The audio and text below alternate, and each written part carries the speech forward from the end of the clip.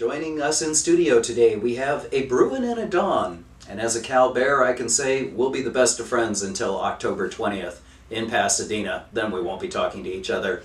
But Marc Spencer of Juma Ventures, good to have you with us. Thank you. I'm very happy to be here.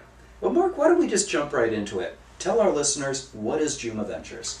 Juma Ventures is a nonprofit that works with inner city teens between the ages of 15 and 19. And what separates us from the traditional nonprofits that work with youth is that we have a social enterprise. Okay. And a social enterprise has what is known as a double bottom line. We are looking to create meaningful impact in the communities that the youth come from, and we do that by employing them in our ballpark enterprise businesses. Aha! So you're improving their lives and you're employing them, teaching them meaningful skills. Exactly. So we're a franchisee. We're actually the first nonprofit to become a corporate franchisee.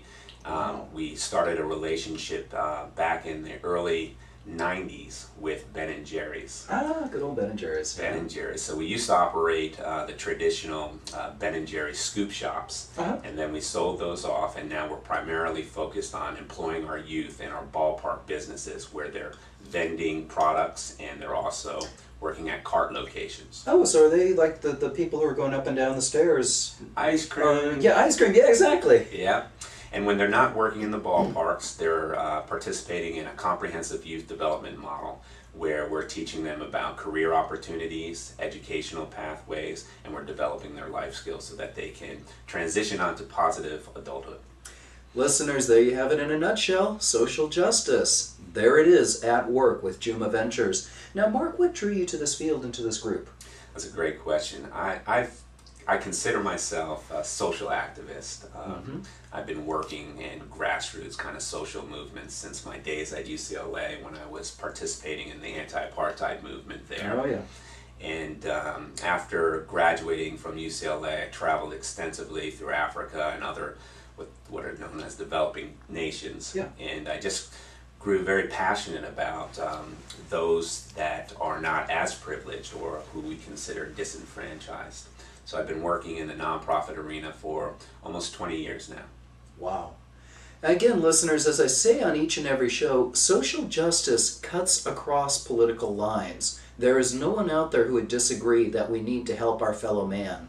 One point of view is if you give the person a job, they'll be paying taxes. Another point of view is give them a job and they'll get out of the cycle of poverty. Bottom line is get them employed. It cuts across party lines. Now, Marc, how did Juma get started, and what is the need that you see? Juma was started by a lady who had an incredible vision of helping homeless youth. Okay. Diane Flannery. She was the executive director of Larkin Street, who worked primarily with homeless youth. Okay. I think that what she discovered was that providing them with services alone, minus employment, was not going to change their life in a way in which they would become more stabilized. That's a bandage approach. A bandage approach. So she was the one who actually created the relationship with Ben & Jerry's to get these scoop shops and to get these young people employed and learning job skills that they could transfer into other job opportunities. Wow. Now, you mentioned the social enterprises that you're involved in heavily in the ballparks, and certainly one of the qualifications is the ability to go up and down stairs for hours on end. What other qualifications, though, in all seriousness, do the youth need? We recruit youth who are primarily interested in the full program offering. And what that means is it's not just a job. Yeah. So we're looking at young people who are historically coming from low-income backgrounds, who would be the first in their family to go on to a higher education, who have some academic need, and for whom this would be their first job. Wow. So outside of kind of like the physical requirements of being able to run up and down the stairs or That's insane. Have good customer service skills, we're primarily looking at those issues as far as their ability to participate in the program in a meaningful way. So you're teaching them skills, you're getting them on literally into college and beyond, and teaching them how to be successful in life. Is that putting too fine a point to it? No, that's exactly the point. This year we're happy to say that 100% of our graduating seniors are going on to post-secondary education. And that, thank you, that's quite an accomplishment from the previous year and historically where it's been in the 80s. This year, every single one of our youth is in higher education. The other thing that I like, listeners, about Juma is they teach their participants to be fiscally conservative. And as you know, on our program, we preach fiscal conservatism, social and environmental justice. This group preaches fiscal conservatism in addition to the social justice. Could you tell us how you encourage your youth to save and be fiscally conservative? Sure. Juma Ventures actually has the nation's largest youth individual development account program. Basically, that's an incentivized savings program where we match their deposits 2 to 1.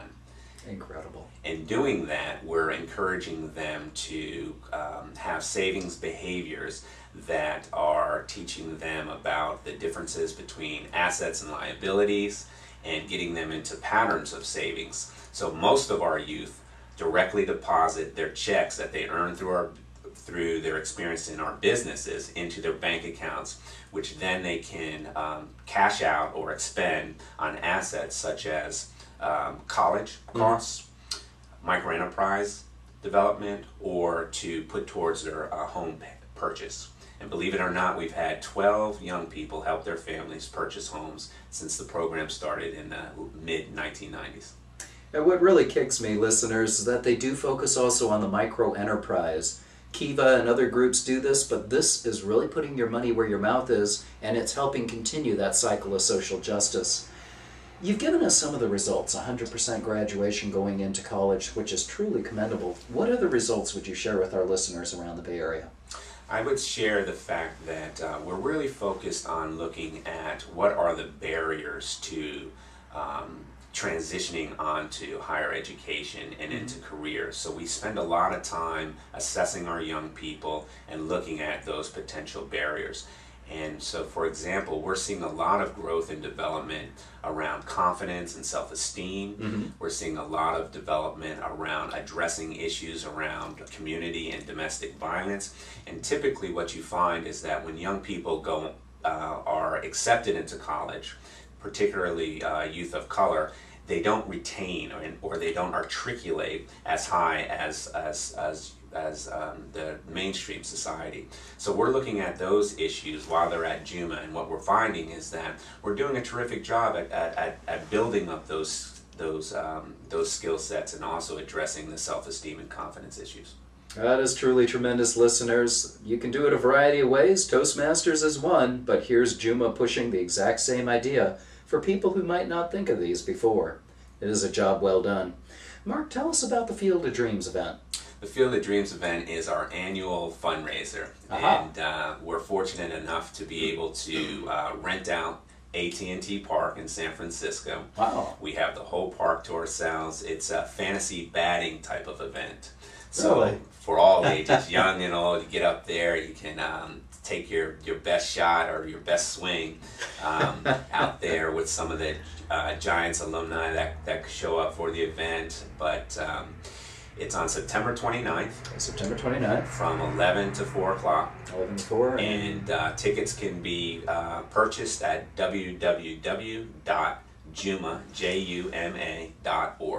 And I encourage everyone to go on our website and see what we're doing.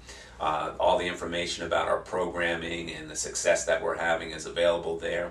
And if you'd like to meet the kids firsthand, I'd highly encourage you to come out to AT&T Park and have a great day hanging out with about 400 people. Well, listeners, you won't see me there, at least in the batting part. I'll be there as a participant, but you don't want to see me with a bat. Final question for you, Mark. What really matters?